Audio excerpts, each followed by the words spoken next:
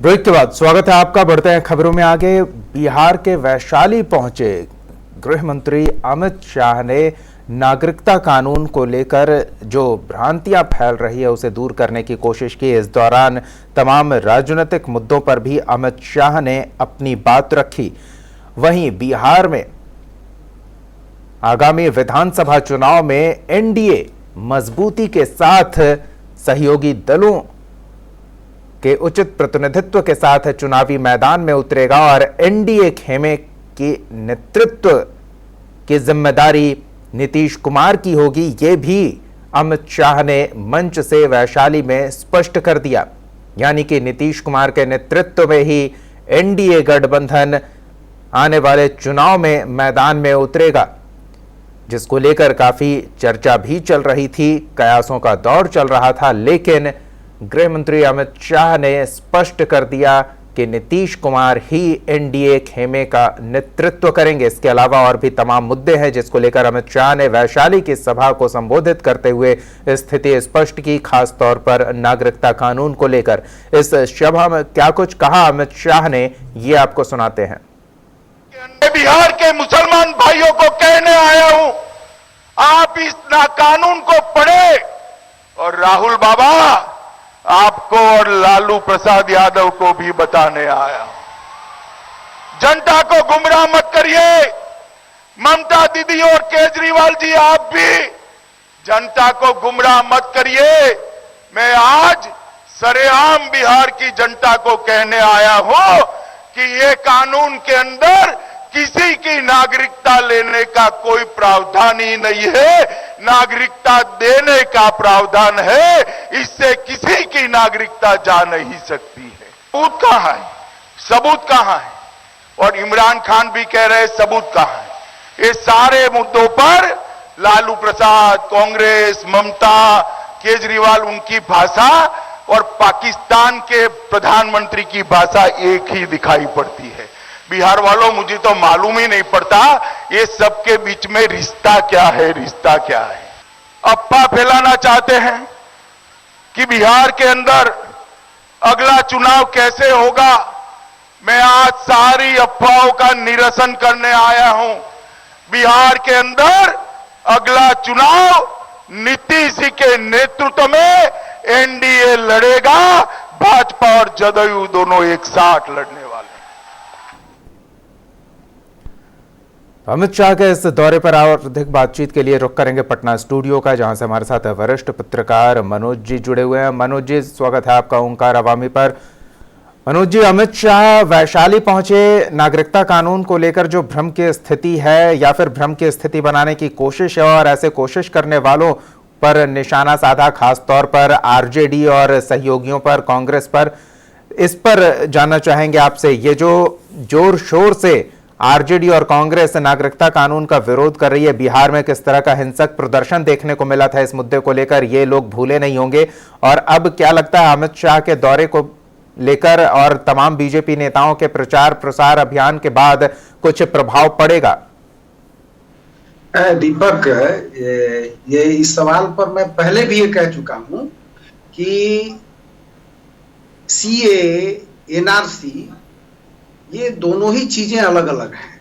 और विपक्ष जिन सारे मुद्दों को एक साथ समेट करके जो विरोध कर रहा है, तो सीए स्पष्ट रूप से किसी को नागरिकता देने के लिए है, जो अमित शाह ने बात कही है, या प्रधानमंत्री ने भी कई बार उन्होंने बात वो कह चुके हैं। वो सवाल उठता है कि जो विपक्ष ये बात उठा रहा है कि अल्पसंख्यकों को, यानी कि एक समुदाय विशेष को इससे बाहर रखा गया है, वंचित किया गया है, तो भ्रम इसका खत्म होना चाहिए। क्योंकि सीए जो ले आया गया, जो नागरिकता संशोधन कानून है, जो अमेंडमेंट किया गया, वो ये किया गया कि पाकिस्तान, बांग्लादेश और अफगानिस्तान में जो वहां अल्पसंख्यक हैं और वह अल्पसंख्यक अगर माइग्रेट होकर अगर वहां से शरणार्थी बनकर भारत आए हैं, तो हम उनको नागरिकता देंगे।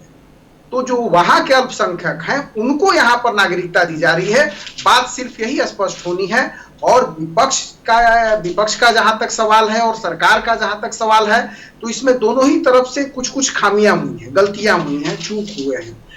विपक्ष तो सिरे से विपक्ष अपना ये धर्म समझ चुका है कि सरकार ने अगर कोई फैसला लिया तो उसको तोड़ मरोड़ करके अगर हम विरोध करेंगे तो हमारा जनाधार बढ़ेगा और सरकार पर हम हमला करेंगे, और यही उसका धर्म है। जबकि विपक्ष का ये धर्म है कि उसका सरकार को रचनात्मक सहयोग भी करना है। और सीए का जहां तक मुद्दा है तो सरकार ने भी जिस तरीके से इसको पेश किया श्रेय लेने के लिए, तो उसी पैनिक तरीके से इसका विरोध भी हो गया।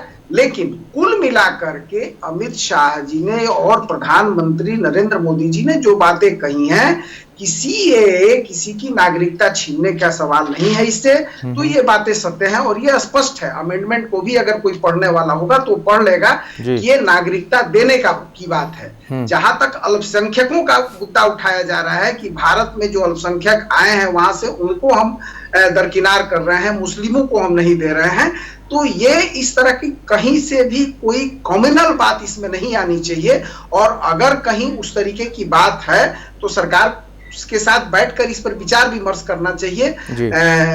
उस अमेंडमेंट पर फिर से एक चर्चा होनी चाहिए। सुप्रीम कोर्ट है, उसमें हिंसा की कहीं जगह नहीं बनती है। लेकिन फिलहाल सीएए जो है और जो बातें गृह मंत्री की हैसियत गृह मंत्री और प्रधानमंत्री ने कही है कि इससे किसी की नागरिकता नहीं छीननी है, बल्कि नागरिकता दी गई है। तो जो लोग लंबे समय से भारत में रह रहे थे लेकिन नागरिकता के अभाव में वो बहुत सारी चीजों से वंचित थे, वो हमारे ये भारत के नागरिक नहीं थे, उनको कहीं अगर बाहर उनके बच्चों को अगर पढ़ने जाना है तो उनको वीजा भारत के नागरिकता नहीं होने के चलते नहीं मिल पाता था। तो ये तमाम चीजें रास्ता एक साफ हुआ है और एक बड़े तबके में जो शरणार्थी आए हैं उनमें ये खुशी है कि हमको भारत ने स्वीकार कर लिया और हमको नागरिकता मिल गई। जहां तक जो भ्रम की स्थिति है दीपक अल्पसंख्यक को लेकर, तो इसमें दोनों ही चीजें होनी चाहिए कि अमेंडमेंट को बहुत गहराई से पढ़ा जाना चाहिए कि 29 देशों में जो ये अल्पसंख्यक हैं वहां, और वह अल्पसंख्यक अगर वहां से प्रताड़ित होकर आए हैं तो हम उनको नागरिकता देंगे। यही इसका सिंपल सी बात है और इसे ही समझने की जरूरत है। और प्रधानमंत्री गृह मंत्री जो भी समझा रहे हैं वो यही बात है। और निश्चित तौर पर हैसियत गृह मंत्री अगर अमित शाह ने अगर आज कहा है वैशाली की जनसभा में, तो लोगों को पर असर पड़े न पड़े, लेकिन लोग एक बारगी तो इस पर सोचेंगे और जितना विस्तार से उन्होंने बताया सभा में तो उस पर जो लोग मंथन करेंगे, तो जो लोग भी थोड़े बिल्कुल मनोज जी, ऐसे में जब सभा में कहने वाली बातों का जिक्र होगा तो दूसरा हिस्सा जो बेहद महत्वपूर्ण अमित शाह ने कहा वो है कि एनडीए नीतीश कुमार के नेतृत्व में ही चुनावी मैदान में उतरने को तैयार है। ऐसे में क्या माने इसे, बीजेपी की मजबूरी या फिर बिहार के राजनीति में नीतीश कुमार का जो प्रभुत्व है वो? दीपक, आपने बहुत ही महत्वपूर्ण सवाल किया है और दोनों ही बातें आपने सवाल के साथ जवाब भी आपने दे दिया है और दोनों ही चीजें सत्य हैं जी। महाराष्ट्र और झारखंड चुनाव के पहले जिस तरीके से भारतीय जनता पार्टी को लोकसभा में बहुमत मिला और उसके बाद से राज्यों में जो विस्तार हो रहा था, भारतीय जनता पार्टी हरियाणा में सरकार बनाने में कामयाब हो गई, लेकिन महाराष्ट्र में जब अटक गई, उसके बाद झारखंड पर उसे भरोसा था कि झारखंड में भारतीय जनता पार्टी अकेले सरकार बना लेगी। लेकिन झारखंड हाथ से निकल गया और न सिर्फ हाथ से निकला बल्कि विपक्षी पार्टियां, विपक्षी गठबंधन बहुमत के साथ सत्ता में आ गई और भारतीय जनता पार्टी को बाहर होना पड़ा। और उसका सबसे बड़ा कारण ढूंढा गया कि आजसू के साथ जो भारतीय जनता पार्टी का जो गठबंधन था वह गठबंधन ऐन चुनाव के मौके पर टूट गया। बिहार में भी भारतीय जनता पार्टी के कई नेता बयान देते रहे हैं कि भारतीय जनता पार्टी अब अकेले चुनाव लड़ने की हैसियत में है। संजय पासवान विधान पार्षद हैं और उन्होंने कहा कि जनता चाह रही है कि भारतीय जनता पार्टी का मुख्यमंत्री हो, लेकिन भारतीय जनता पार्टी का शीर्ष नेतृत्व पहले तो कुछ दिनों तक चुप रहा, लेकिन झारखंड और महाराष्ट्र की स्थिति के बाद से उसे एहसास हुआ है कि अपने सहयोगियों को छोड़कर वो राज्यों में, क्योंकि जो केंद्रीय चुनाव है और जो स्टेट लेवल का चुनाव है दोनों ही में अंतर होता है जी। और राज्य का जो स्थानीय मुद्दे होते हैं वो प्रभावी होता है, राज्य स्तर पर जिसका चेहरा प्रभावी होता है वो उसमें मुद्दा होता है। तो ये स्पष्ट रूप से इसको स्वीकार करना चाहिए कि पक्ष हो विपक्ष हो, जनता अगर जनादेश देगी तो मुख्यमंत्री कोई भी हो सकता है। लेकिन अगर विजन के हिसाब से विकास के लिए अगर देखा जाए तो नीतीश कुमार का विकल्प नहीं है। और नीतीश कुमार को दरकिनार करके भारतीय जनता पार्टी का बिहार में सत्ता में रहना ये फिलहाल तो संभव नहीं दिख रहा है। जी बिल्कुल, चलिए आप बने रहिए हमारे साथ मनोज जी, हम आपसे थोड़ी और बातचीत कुछ और मसले पर करेंगे। तो फिलहाल अमित शाह का ये वैशाली दौरा सिर्फ इस वजह से खास नहीं है क्योंकि बीजेपी के अन्य तमाम नेताओं की तरह तमाम सांसदों और यहाँ के स्थानीय जनप्रतिनिधियों के द्वारा नागरिकता कानून को लेकर जो प्रचार प्रसार किया जा रहा है, जो जन जागरूकता अभियान चलाया जा रहा है, उसमें अमित शाह की एक भूमिका देखने को मिली।